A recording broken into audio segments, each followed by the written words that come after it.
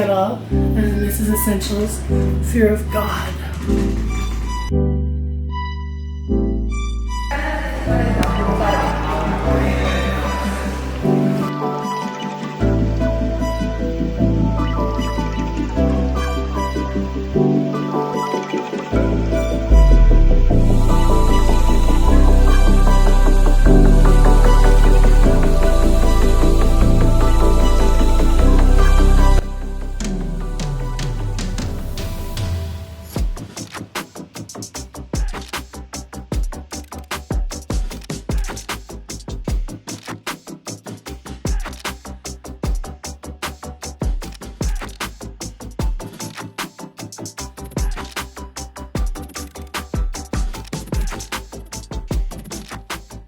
No. At 9 o'clock every night, she gave up her mind, renounced it like a belief, abdicated it like a throne, all for love. She went to the freezer and opened that fresh air on her face, and put fingertips in the front of the neck of a bottle and poured something into a glass that was very, very clear. And then she was happy. Though she worried every night, as you never do with knowledge, whether there would be enough.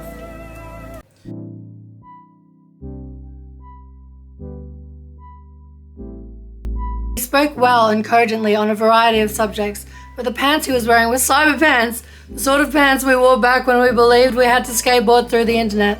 He also wore rave goggles at all times, so as to protect himself from the blinding light of cyber, which came from a sun that he carried.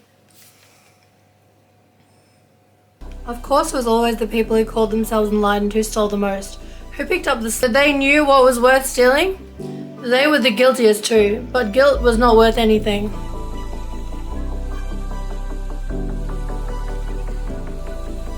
A new toy. Everyone was making fun of it, but then it was said to be designed for autistic people, and then no one made fun of it anymore, but people made fun of the people who were making fun of it previously.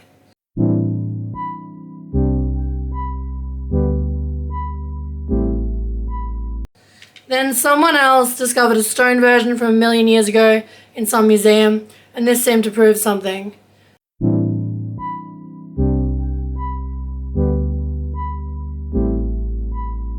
Then the origin of the toy was revealed to have something to do with Israel and Palestine. And so everyone made a pact never to speak of it again, and all of this happened in the space of like 4 days.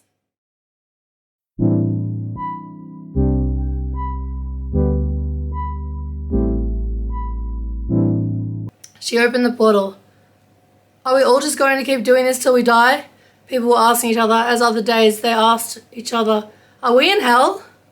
Not hell, she thought, but some fluorescent room with eternally outdated magazines where they waited to enter the memory of history, paging through a copy of Louisiana Parent or Horse Illustrated. It was in this place where we were on the verge of losing our bodies that bodies became the most important. All around the world, she was invited to speak from what felt like a cloud bank about the new communication, the new slipstream of information. She sat on stage next to men who were better known by their usernames and women who drew their eyebrows on so hard that they looked insane, and tried to explain why it was objectively funnier to spell it sneezing with an A.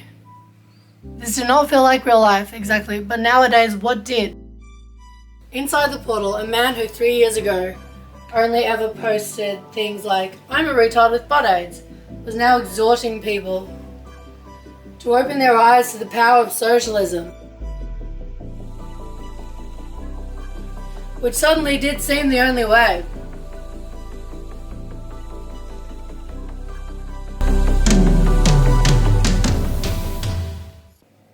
It was in this place of the great melting that it became important, whether you called it pop or soda growing up, or whether your mother cooked with garlic salt or the real chopped cloves, or whether you had actual art on your walls or posed pictures of your family sitting on logs in front of fake backdrops, or whether you had that one Tupperware stained completely orange. You were zoomed in on the grain. You were out in space. It was this brotherhood of man, and in some ways you had never been flung farther from each other. You zoomed in on that warm grain until it looked like the coldness of the moon. What are you doing? Her husband asked softly, tentatively, repeating his question until she shifted her blank gaze up to him. What was she doing? Couldn't he see her arms all full of the sapphires of the instant? Didn't he realise that a male feminist had posted a picture of his nipple that day? In Australia, where she was inexplicably popular... Fuck, this is such a good book. Fuck, this is such a good book. Oh. In Australia, where she was inexplicably popular, she sat on stage under melting lights.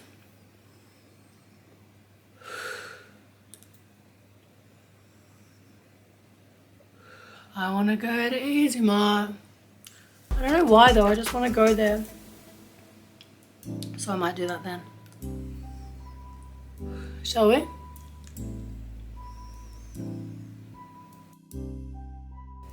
Her pronoun, which he had never felt particularly close to, travelled farther and farther away from her in the portal, swooping through landscapes of us and him and we and them.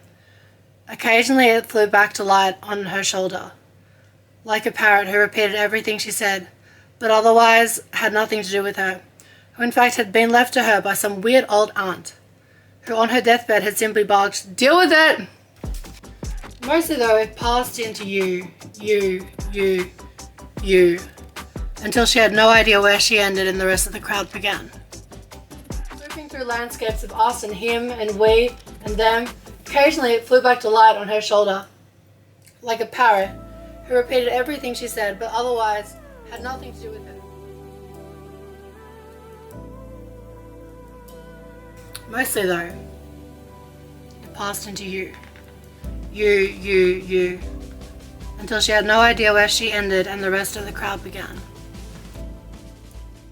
There was an iconic photograph, crisp in its nurse's uniform, of a woman being bent backward and kissed by a soldier on V-Day. We had seen it all our lives and thought we understood the particular firework it captured, and now the woman had risen from history to tell everyone that she didn't know the man at all, that in fact she had been frightened throughout the whole encounter, and only then did the hummingbird of her left hand, the uncanny twist of her spine, the grip of the soldier's elbow on her neck become apparent. I had never seen him before in my life, the woman said. And there he was in the picture. There he was in our minds, clutching her like victory, never letting her go. How much am I loving this? Like, how much am I loving this, by the way? I'm just like, the floor is mine. I'm gonna start renting out lecture halls like Jordan Peterson. Could we use a little, I'm not sure. I guess I mean switcheroo. It was a mistake to believe that other people were not living as deeply as you were. Besides, you were not even living that deeply.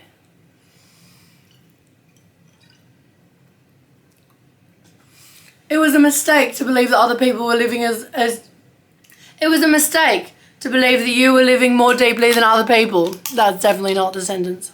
It was a mistake to believe that other people were not living as deeply as you were. Besides, you were not even living that deeply. How's that?